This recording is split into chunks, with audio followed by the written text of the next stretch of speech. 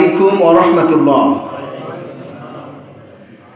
সর্বপ্রথম ওই মহান মনিবের দরবারে অবনত শিরে কালেমাতুর শুকর আদায় করছি যে মহান রব পবিত্র জুমার দিন তার মহান হুকুম জুমার নামাজ জামাতের সাথে আদায় করার লক্ষ্যে আগে ভাগে আসার, বসার, বলার এবং শোনার তৌফিক দান করলেন। সেই মহান মনিবের দরবারে আমরা কালিমাতুর শুকর আদায় করছি, পড়ছি আলহামদুলিল্লাহ।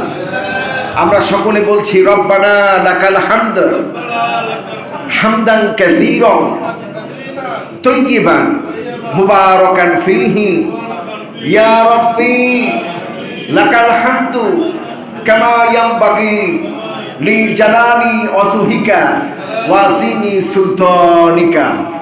আমরা বিশ্বনবী জনাব মুহাম্মদুর রাসূলুল্লাহ সাল্লাল্লাহু আলাইহি ওয়াসাল্লামের শেখানো ভাষায় আল্লাহর শুকরিয়া আদায় করলাম। সকলে বলি আলহামদুলিল্লাহ। সম্মানিত হাজরিন, ভূমিকায় কথা নয়, আজকে খুবই ইম্পর্টেন্ট এবং গুরুত্বপূর্ণ একটি আলোচনা, তা হলো মুসলিম দেশে অমুসলিমদের অধিকার। মুসলিম দেশে অমুসলিমদের অধিকার ইসলাম কতটুকু দিয়েছে সে বিষয় নিয়ে আজকে আলোচনা করব বলে ইনশাআল্লাহ। আল্লাহ রাব্বুল আলামিন যেন যথাসময়ে যে কথাগুলো বলা জরুরি জাতির সামনে, আল্লাহ যেন সুন্দরভাবে সেই কথাগুলি গুছিয়ে বলার তৌফিক আল্লাহর এই গোলামকে দান করে। সকলে বলি আমিন। আজকের আলোচ্য বিষয় খুবই গুরুত্বপূর্ণ, যে বিষয়ে সমস্যার এই মুসলিম দেশে অমুসলিমের কি অধিকার হতে পারে, এই সমস্যার সমাধান আল্লাহ পাক আজ থেকে 1500 বছর আগে কোরআনুল কারীমে দিয়ে রেখেছেন। বলেন সুবহানাল্লাহ। সূরাতুল বাকারার 56 নম্বর আয়াতে আল্লাহ পাক বলছেন, লা ইকরাহা ফিদ-দীন ক্বাদ তাবায়্যানার রুশদু মিনাল গায়y ফামান ইয়াকফুর বিত-তাগুতি ওয়া ইউমিন বিল্লাহি ফাকাদ ইসতামসাকা বিল উরওয়াতিল উসকা। বলেন আল্লাহু আকবার। আল্লাহ রাব্বুল আলামিন কোরআনুল কারীমে স্পষ্টভাবে বলেছেন, দ্বীনের ব্যাপারে কোনো জোরাজুরি নাই, দ্বীনের ব্যাপারে কোনো জবরদস্তি নাই, দ্বীনের ব্যাপারে কোনো চাপ সৃষ্টির কোনো সুযোগ নাই। আল্লাহ রাব্বুল আলামিন স্পষ্ট করে বলেছেন, দ্বীন আর বেদিন তাগুতকে আল্লাহ পাক পৃথক করে দিয়েছেন। দ্বীন এক জায়গায় থাকবে, বেদিন অথবা অমুসলিম তারা তাদের গণ্ডির মধ্যে থাকবে। এটা আল্লাহর সিদ্ধান্ত। কার সিদ্ধান্ত? আল্লাহ এটাকে পৃথক করে দিয়েছেন। সূরাতুল কাফিরের মধ্যে আল্লাহ পাক বলছেন, লাকুম দীনুকুম ওয়ালিয়া দীন, তোমাদের ধর্ম তোমাদের কাছে, আমাদের ধর্ম আমাদের কাছে। অর্থাৎ ইসলাম নিজের ধর্মকে যেমন সম্মান করে, অন্য ধর্ম যদি কেউ পালন করে তাকে অসম্মান করে না, তাকেও বলে যে তোমার ধর্মকর্ম তুমি পালন করতে পারো। এতে ইসলামী রাষ্ট্র, ইসলামী দেশ, ইসলামের কোনো ক্ষতি হয় না। এটার সূচনা করেছিলেন বিশ্বনবী জনাব মুহাম্মদুর রাসূলুল্লাহ সাল্লাল্লাহু আলাইহি ওয়াসাল্লাম মদিনা সনদের মাধ্যমে। বলেন সুবহানাল্লাহ। বিশ্বনবী যখন মক্কা থেকে মদিনায় হিজরত করে একটি ছোট্ট ইসলামী ইবারতের রাষ্ট্র কায়েম করলেন, সেখানে তিনি একটা সংবিধান রচনা করলেন, যে সংবিধানকে বলা হয় মদিনা সনদ। আর এই মদিনা সনদ হলো পৃথিবীর ইতিহাসে প্রথম লিখিত সনদ। বলেন সুবহানাল্লাহ। যেখানে উল্লেখ করা হয়েছে মুসলিম এবং অমুসলিম একসাথে এই ইসলামী রাষ্ট্র, ইসলামী ইমারতের রাষ্ট্র মদিনায় তারা একসাথে বসবাস করতে পারবে।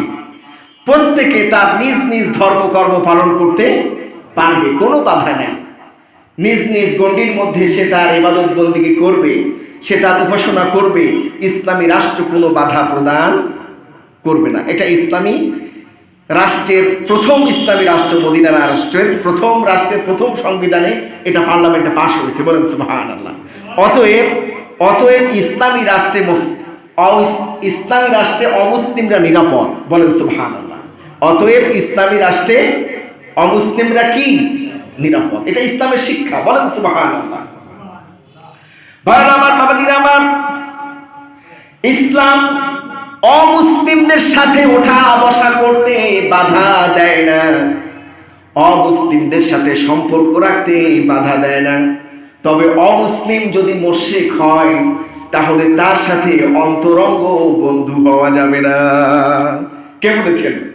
বিশ্বনবী জনাব মুহাম্মদুর রাসূলুল্লাহ সাল্লাল্লাহু আলাইহি ওয়াসাল্লাম। তার সাথে ওঠা বসা করা যাবে, তার সাথে দেখা সাক্ষাৎ করা যাবে, একসাথে চা খাওয়া যাবে, কিন্তু অন্তরঙ্গ বন্ধু যেটা, সেটা হতে আল্লাহ পাক নিষেধ করেছেন। কারণ মুশরিক কখনো মুসলমানদের বন্ধু হবে না।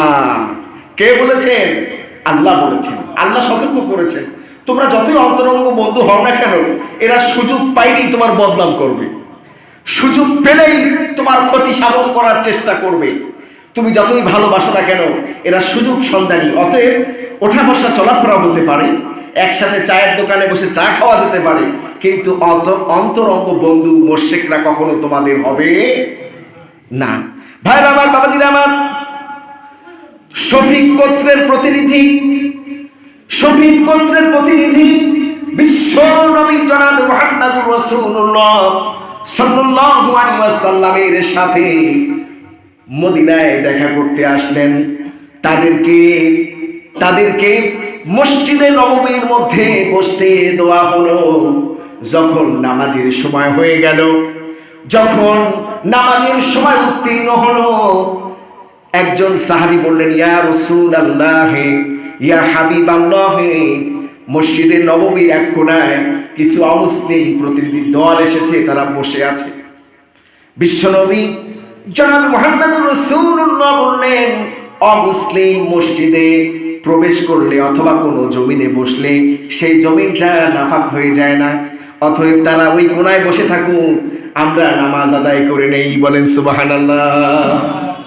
অমুসলিম কোনো জমিনে বসলে, কোথাও থাকলে ওটা নাপাক হবে না, ও থাকুক, কোনো সমস্যা নাই, তারা মসজিদের কোণায় বসে থাকুক, আমরা নামাজ আদায় করি। বলেন সুবহানাল্লাহ।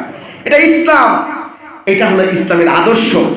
এই হাদিসটি মুসান্নাফে ইবনে আবি শায়বার 8576 নম্বর হাদিস।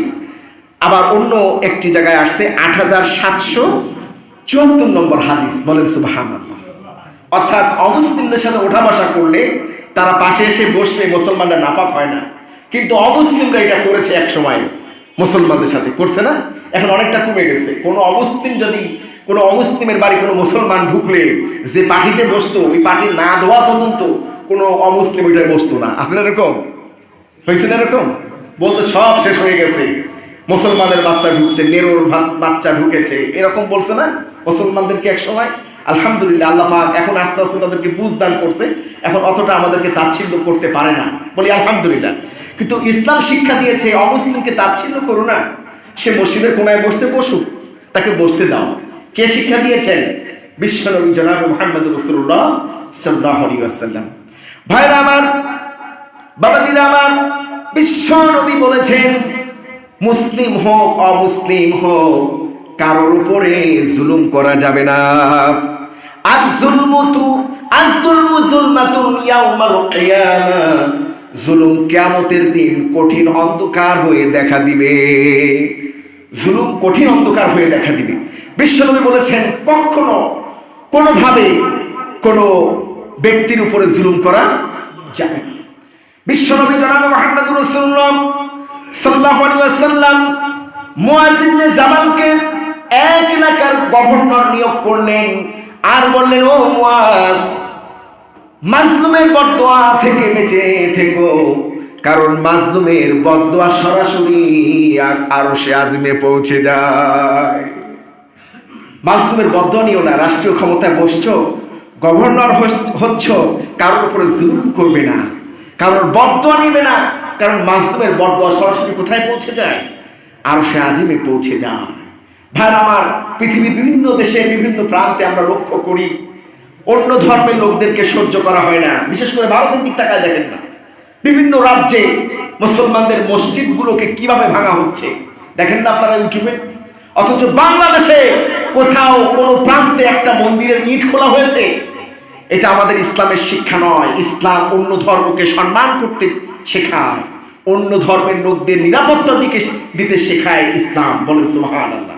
এই 5ই আগস্টের পট পরিবর্তনের পরে গোটা বিশ্বের যারা অমুসলিম তারা ভয় পাচ্ছিল বাংলাদেশে কি না কি হয়। বাংলাদেশের হিন্দু ভাইদের তো কলিজা শুকায়, একেবারে গলার কাছে চলে আসছে, কি হবে না হবে। হয়েছে না এরকম? কিন্তু বাংলাদেশে যে সমস্ত ইসলামী দলগুলো আছে তারা কিন্তু তাদের মন্দির পাহারা দিয়েছে, বলেন সুবহানাল্লাহ। এটা ইসলাম। মুসলমানেরা অমুসলিমদের মন্দির পাহারা দিয়েছে নিরাপত্তার জন্য, যে কোন রকম যেন ফুলের টোক্কাও কেউ না লাগাতে পারে। এটা ইসলাম, বলেন সুবহানাল্লাহ। কারণ ইসলাম কাউকে জুলুম করতে শেখায় না, ইসলাম শেখায় ভালোবাসতে, বলেন সুবহানাল্লাহ। অথচ পক্ষান্তরে লক্ষ্য করে দেখেন, আজকে বাংলাদেশে একজন হিন্দু ধর্মগুরু, নাম কি? চিন্ময়। নাম কি?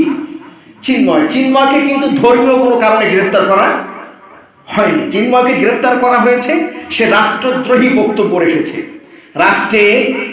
রাষ্ট্রের আইন শৃঙ্খলা নষ্ট হতে পারে, শান্তি বিনষ্ট হতে পারে, এরকম বক্তব্য সে রাখছে বারবার।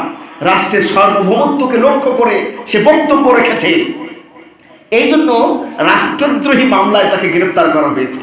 সে কোনো ধর্মগুরু, এই জন্য তাকে গ্রেফতার করা হয়নি।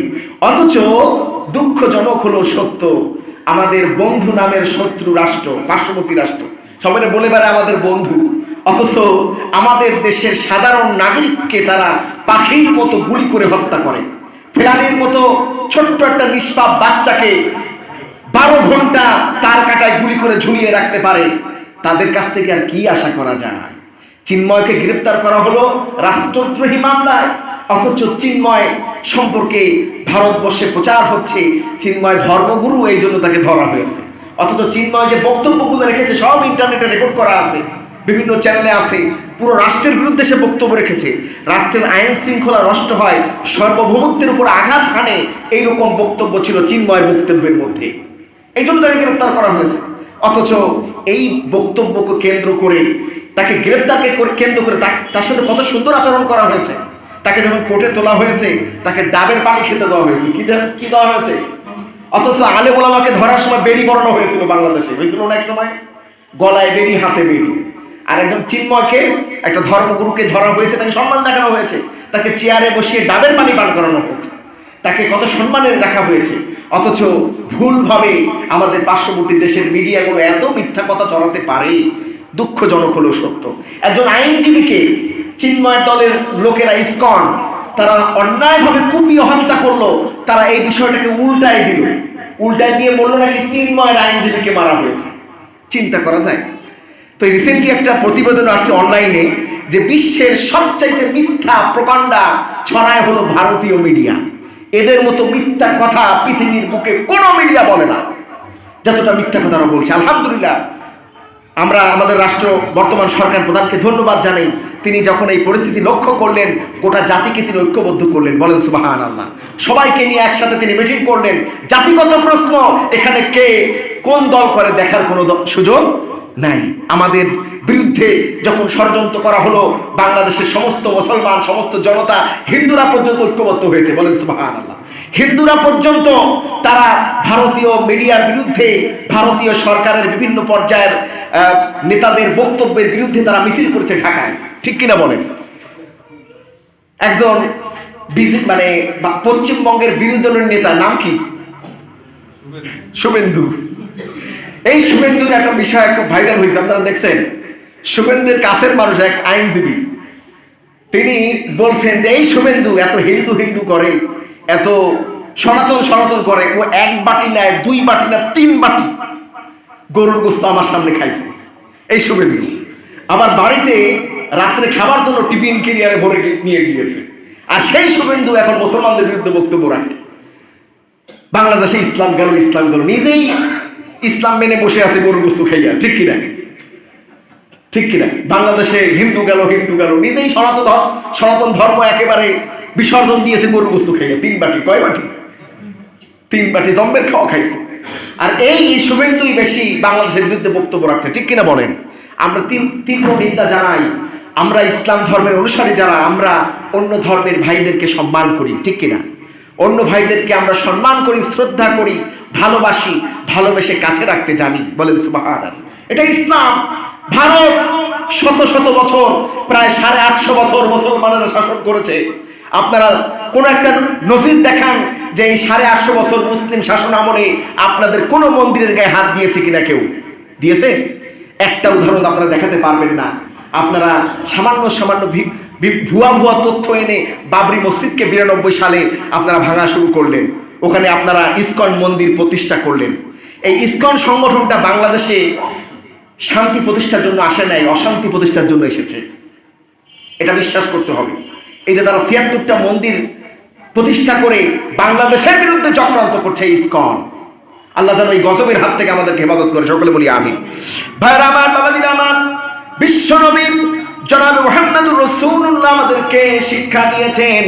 হযরতে আনাস রাদিয়াল্লাহু তাআলা আনহু থেকে বর্ণিত, বিশ্বনবী বলছেন, মাজলুমের বদদুয়া থেকে বেঁচে থাকো, কারণ মাজলুমের বদদুয়া সরাসরি আরশে আজিমে চলে যায়। মুসনাদে আহমদ হাদিস নম্বর 12577, বিশ্বনবী স্পষ্ট করে বলেছেন, এই জন্য কোনো মুসলমান কখনো কোনো ব্যক্তি কোনো প্রাণীর উপরে জুলুম করতে পারে না। জুলুম করতে পারে বলেন? ছোট্ট একটা কুকুর ছানার উপরে মুসলমান জুলুম করতে পারে না, একটা পিঁপড়ার উপরে জুলুম করতে পারে না মুসলিম, কারণ তার শিক্ষা এই যে কোনো প্রাণীকে কষ্ট দিলে এটা সে যদি কষ্ট পায় ওটা একেবারে আরশে আজিমে পৌঁছে যাবে। কোথায় পৌঁছে যাবে? আরশে আজিমে। এই জন্য মুসলমানদের হাতে সমস্ত ধর্মের লোক নিরাপদ, বলেন সুবহানাল্লাহ। মুসলিমদের হাতে কি? সমস্ত ধর্মের লোক নিরাপদ, নিরাপদ, নিরাপদ। অন্য কোনো ধর্ম আর একটা ধর্মকে এরকম নিরাপত্তা দিতে শেখায়নি ইসলাম যতটা শিখিয়েছে, বলেন সুবহানাল্লাহ। এই জন্য মুসলমান কখনো অমুসলিমদের উপরে জুলুম করার কোনো সুযোগ নাই। ভাইরা আমার, বাবাজিরা আমার, অমুসলিমদের সাথে ভালো কথাবার্তা বিশ্বনবী জনাবে মুহাম্মদুর রাসূলুল্লাহ আমাদেরকে শিক্ষা দিয়েছেন। রাসূলুল্লাহ নিজে ভালোবেসেছেন, ভালো কথা বলেছেন, আমাদেরকেও শিক্ষা দিয়েছেন যে অমুক হিন্দু, অমুক খ্রিস্টান, অমুক বৌদ্ধ, তার সাথে ভালো কথা বলো না, এরকম শিক্ষা ইসলামে নাই। বরঞ্চ অমুসলিমদের সামনে ইসলামের চরিত্রকে স্থাপন করতে বলা হয়েছে, বলেন সুবহানাল্লাহ। এই জন্য অমুসলিম যারা, তাদের সাথে আমরা উত্তম ব্যবহার করব, উত্তম ভালোবাসা দেখাবো। বিশ্বনবীর একটা ঘটনা শোনাই। নবী করিম সাল্লাল্লাহু আলাইহি ওয়াসাল্লাম একটা জানাজায়, একটা অনুষ্ঠানে একটা জানাজায় শরীক হয়েছেন। এক অমুসলিম এসে রাসূলুল্লাহর চাদর ধরে টান দিলেন, এই মুহাম্মদ সাল্লাল্লাহু আলাইহি ওয়াসাল্লাম, এইভাবে চাদর ধরে টান দিয়েছেন, তার পাগড়ি ধরে টান দিয়েছেন। রাসূলুল্লাহ ধৈর্যের সর্বোচ্চ নিদর্শন তিনি পেশ করলেন, ওই অমুসলিমের সাথে খারাপ আচরণ করলেন। এদিকে হযরত ওমর রাদিয়াল্লাহু তাআলা আনহু এই দৃশ্য দেখেছেন, তার চোখ মুখ লাল টকটকে হয়ে গেছে। রাসূলুল্লাহ মানে সে অপেক্ষা করছে যে রাসূলুল্লাহ যদি একটু খেপে সে ওইখানে সেখানে শেষ করে দিবে। বিশ্বনবী বললেন, না ওমর। ওমরের চেহারা দেখে রাসূলুল্লাহ বুঝতে পারলেন, রাসূলুল্লাহ ইশারা করলেন, ওমর না, এটা করো না, ওর শিক্ষা নাই, ওর জ্ঞান নাই বলে এই আচরণ করেছে। ওর যখন জ্ঞান থাকবে, যখন শিক্ষা পাবে, ও কখনো এই রকমের আচরণ করতে পারতো না। দীর্ঘ সময় ওই লোকটি রাসূলুল্লাহর সাথে থাকতে থাকতে, রাসূলুল্লাহর এই সুন্দর আচরণ দেখতে দেখতে, ক্ষমার নিদর্শন দেখতে দেখতে রাসূলুল্লাহর হাতে ইসলাম গ্রহণ করে বাড়ি ফিরল, বলেন সুবহানাল্লাহ। এক মুসলিম মসজিদে নববীর মধ্যে প্রবেশ করে পেশাব শুরু করে দিয়েছে। সাহাবীরা তরোয়াল বের করছে, ওরে আজকে জমাই দেবো এখানে। বিশ্বনবী ইশারা করলেন, না, হত্যা করো না, ওকে ওর কাজটা শেষ করতে দাও। যখন পেশাব করা শেষ হয়ে গেল, বিশ্বনবী বললেন, ও অমুসলিম, ও ইহুদি, তোমার উপাসনালয়ে যদি কেউ এইভাবে পেশাব করতো তোমার কেমন লাগতো? লোকটি রাসূলুল্লাহর এই সুন্দর যুক্তিপূর্ণ কথা শুনে চোখের পানি ছেড়ে দিয়ে বললেন, ইয়া রাসূলুল্লাহ, আমি লক্ষ্য করেছি সাহাবীরা আপনার ইশারার অপেক্ষায় ছিল। আপনি ইশারা দিলে আমার মাথা আমার ধর থেকে আলাদা হয়ে যেত, কিন্তু আপনি ক্ষমার নিদর্শন পেশ করলেন, উত্তম আদর্শ পেশ করলেন।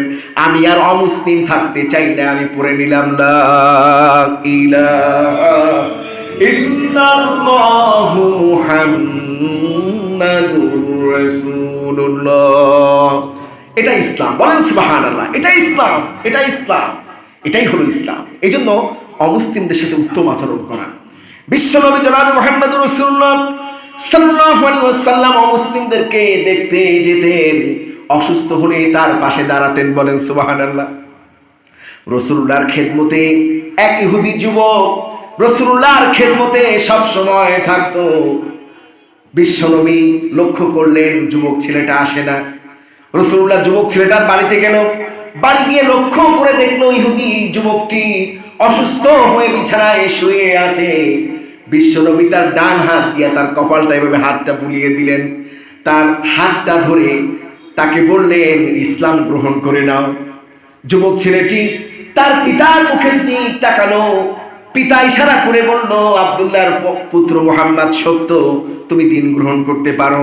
যুবক ছেলেটি পড়ে নিল লা ইলাহা ইল্লাল্লাহু মুহাম্মাদুর রাসূলুল্লাহ। রাসূলুল্লাহ বলছেন এই মাত্র আল্লাহ পাক তোমাকে জাহান্নামের আগুন থেকে মুক্ত করে নিল। বলেন সুবহানাল্লাহ। তুমি জাহান্নামের আগুন থেকে মুক্ত হয়ে গেলে। বুখারীর 1356 নম্বর হাদিস। কত নম্বর হাদিস? বুখারীর 1356 নম্বর হাদিস। কলেমা পড়লো, ইসলাম গ্রহণ করলো, জাহান্নামের আগুন থেকে মুক্ত হয়ে গেল। বলেন সুবহানাল্লাহ। শুধু তাই নয়, বিশ্বনবী জনাব মুহাম্মদুর রাসূলুল্লাহ তার চাচাজি আবু তালেব যখন বিছানায় পড়ে গেলেন, বিশ্বনবী আবু তালেবকে দেখতে গেলেন। বলেন সুবহানাল্লাহ।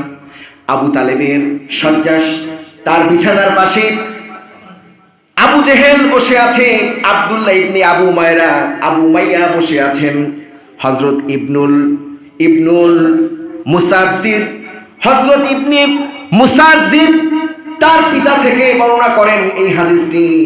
বিশ্বনবী যখন দেখতে গেলেন, আবু জেহেল বসে আছে আর আব্দুল্লাহ ইবনে উমাইয়া বসে আছে। বিশ্বনবী দাওয়াত দিলেন, চাচাজি এই জীবনের শেষ মুহূর্ত, এখন একবার হলেও আপনি কলেমাটা পড়ে নিন। তখন আবু জেহেল বলছে, ও আবু তালেব, তোমাকে আমরা নেতা মানি, মক্কার নেতা, তুমি কার ছেলে তোমার দেখতে হবে? তুমি তো আব্দুল মুতালিবের ছেলে, তুমি এই যে নতুন আনিত ধর্ম কেন গ্রহণ করবে?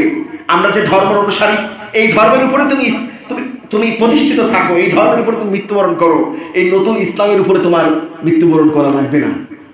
আবু তালেব চিন্তা করলেন যে বড় বড় নেতারা বসে আছে, যদি কলেমা পড়ি এরা সারাদিন আমার বিরুদ্ধে বলবে, রাস্তাঘাটে এখানে সেখানে বিভিন্ন প্রোগ্রামে আমার বিরুদ্ধে বলতে থাকবে, কত না লজ্জা হবে। শয়তানি বুঝাচ্ছে। কে বুঝাচ্ছে?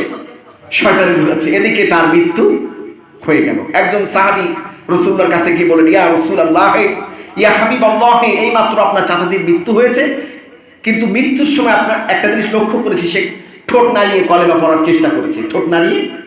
তখন রাসূলুল্লাহ বললেন, আমি শুনি নাই। রাসূলুল্লাহ বললেন, আমি শুনি নাই। সে যে কলেমা পড়েছে আমি রাসূল শুনি নাই। এখন কথা হলো, আবু তালেব কি পড়েছিল তখন ঠোঁট নাড়িয়ে? আবু তালেব কি পড়েছিল? মূলত দুটো সময়ে যখন চলে আসবে, তখন কলেমা পড়া, তওবা পড়া কোনো কাজে আসবে না।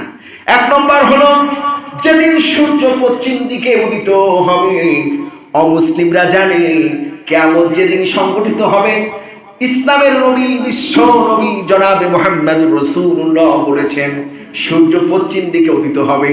এই দৃশ্য দেখে লোকেরা দলে দলে মসজিদে গিয়া কলেমা পড়তে থাকবে। ওই দিন যত কলেমা পড়া হোক, তওবা করা হোক, এই তওবা, এই কলেমা কোনো কাজে আসবে না। বিজ্ঞানীরা গবেষণা করে দেখেছেন, খুব শীঘ্রই পৃথিবীর মিডিলে যে গলিত লোহাগুলো আছে, এটা আস্তে আস্তে আস্তে আস্তে উল্টে যাচ্ছে। উল্টে গেলেই সূর্য কোন দিক দিয়ে উঠবে? পশ্চিম দিক দিয়ে উঠবে। এটা খুব শীঘ্রই হবে, খুব শীঘ্রই হবে। অর্থাৎ কিয়ামত খুব সন্নিকটে। কিয়ামত সন্নিকটে মানে পৃথিবীর যে মেরুতে আছে, ওই গলিত যে ধাতব, ওটা উল্টে গেলে পৃথিবী গোলার্ধ উল্টে যাবে। উল্টে গেলেই সূর্য কোন দিক দিয়ে উঠে যাবে? এটা বিজ্ঞান প্রমাণ করেছে। আপনারা ইন্টারনেট ঘেটে দেখবেন, বিজ্ঞান এখন গবেষণা করে প্রমাণ করেছে খুব শিগগিরই পৃথিবীতে সূর্য ওঠা শুরু করবে পশ্চিম দিক থেকে। কোন দিক থেকে? আর এটা হলে ওই দিনই কিয়ামত। আর এই ওঠার কারণে জীব বৈচিত্র্য, অর্থাৎ জীবন নিয়ে যারা আমরা বেঁচে আছি পৃথিবীর বুকে, আমরা ধ্বংসপ্রাপ্ত হব। আমার কি হব? ধ্বংসপ্রাপ্ত হব। দেখেন কিয়ামতের আলামত রাসূলুল্লাহ বলে গিয়েছেন না? ভাইরা আমার, বাবাজিরা আমার, আবু তালেব ওই সময় কলেমা পড়েছে যখন আজরাইল আলাইহিস সালাম তার জানটাকে কবজ করার জন্য এসেছে। ইহুদিরা রাসূলুল্লাহকে প্রশ্ন করত, ইয়া রাসূল, হে আব্দুল্লাহর পুত্র মুহাম্মদ, তুমি একাই খালি ফেরেশতা দেখো, আমরা কেন ফেরেশতা দেখতেই পাই না? আল্লাহ পাক রাসূলুল্লাহকে বলতে বলেছেন যে ফেরেশতা তারা অবশ্যই দেখবে, যেদিন তাদের ইন্তেকাল হবে ওই দিন তারা ফেরেশতা দেখবে। সবাই আমরা ফেরেশতা দেখব, আজরাইল আলাইহিস সালামকে আমরা সবাই দেখব, তবে যেদিন আমাদের ইন্তেকাল হবে ওই দিন। তো আবু তালেব মূলত আজরাইল আলাইহিস সালামকে দেখে কলেমা পড়ছিল, ঠোঁট নাড়িয়েছিল। এই জন্য রাসূল বলছেন এটা নট গ্রান্টেড, এগুলো আমি শুনি নাই। আমি ওখান থেকে বের হয়ে আসছি। তো রাসূলুল্লাহ বলছেন হাদিস যে আমার চাচাজির সবচেয়ে কম শাস্তি হবে, তা হলো তাকে 2 জোড়া আগুনের জুতা পরিয়ে দেওয়া হবে এবং সে জান্নাত জাহান্নামের মাঝখানে ঘুরতে থাকবে আর তার মাথার ঘিলুগুলো টকবক টকবক করে ফুটতে থাকবে। বলেন নাউজুবিল্লাহ। ভাইরা আমার, বিশ্বনবী চাচাজিকেও দেখতে গিয়েছেন অসুস্থ। এই বুড়িমার ঘটনা কে না জানে? রাসূলুল্লাহর পথে কাটা বিছিয়ে রাখতো বুড়িমা, সেই বুড়িমার ঘর, সেই কুল গাছ এখনো আছে। সেই বুড়িমা অসুস্থ হওয়ার কারণে রাসূলুল্লাহ তাকে দেখতে গিয়েছিল। বলেন সুবহানাল্লাহ। তার সেবা করেছেন। এই জন্য অমুসলিম অসুস্থ হলে তাকে দেখতে যাওয়া, এটা ইসলামের শিক্ষা। বলেন সুবহানাল্লাহ। ভাইরা আমার, বাবাজিরা আমার, অমুসলিম যদি মৃত অবস্থায় থাকে, অমুসলিমের লাশকেও রাসূলুল্লাহ সম্মান করেছেন। বলেন সুবহানাল্লাহ। অমুসলিম, কাফের, বেঈমান, মুশরিক, ইহুদির লাশকেও রাসূলুল্লাহ সম্মান করেছেন। বলেন সুবহানাল্লাহ। হযরত আব্দুর রহমান ইবনে আবি লাইলা থেকে বর্ণিত, সাহাল ইবনে হুনাইব ও কায়েস ইবনে সাদ কাদিসিয়ায় বসা ছিলেন। তারা যখন বসা ছিলেন, তাদের পাশ দিয়ে একটা কাফেরের লাশকে নিয়ে যাওয়া হচ্ছিল। লোকেরা বললেন, ও সাদ, কেন তোমরা দাঁড়ালে? ও হুনাইব, তোমরা কেন দাঁড়ালে? সাদ ইবনে হুনাইব এবং কায়েস ইবনে সাদ বললেন, আমরা বিশ্ব নবীকে দেখেছি। বিশ্ব নবীর পাশ দিয়ে একটা ইহুদির লাশ নিয়ে যাওয়া হচ্ছিল। বিশ্ব নবী জনাবে মুহাম্মদুর রাসূলুল্লাহ ওই মৃত ব্যক্তির লাশ দেখে দাঁড়ালেন। সাহাবীরা বললেন, ইয়া রাসূলুল্লাহ, কাফেরের লাশ। কিসের লাশ? কাফেরের লাশ। রাসূলুল্লাহ বলছেন, কাফের হয়েছে তা কি হয়েছে? সে তো একটা মানুষ, সে একটা জীব ছিল। বলেন সুবহানাল্লাহ। সহিহ বুখারীর 1312 নম্বর হাদিস। বলেন সুবহানাল্লাহ। বিশ্বনবী অমুসলিমের লাশকে সম্মান করেছে।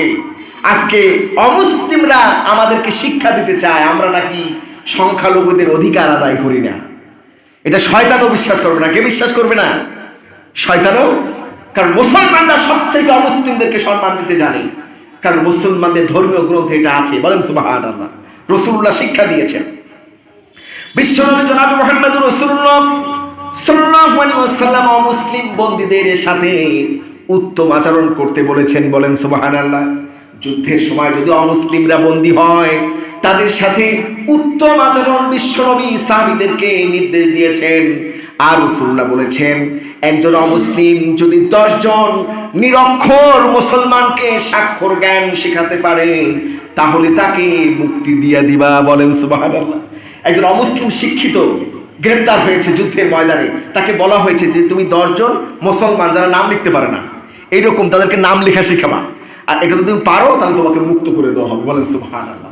অনেক কাফের, বেঈমান, ইহুদি বন্দী যারা মুসলমানদের হাতে বন্দী ছিল রাসূলুল্লাহর আমলে, সাহাবীদের সময় তারা বলেছেন ওই বন্দী জীবন আমাদের শ্রেষ্ঠ জীবন ছিল। বলেন সুবহানাল্লাহ।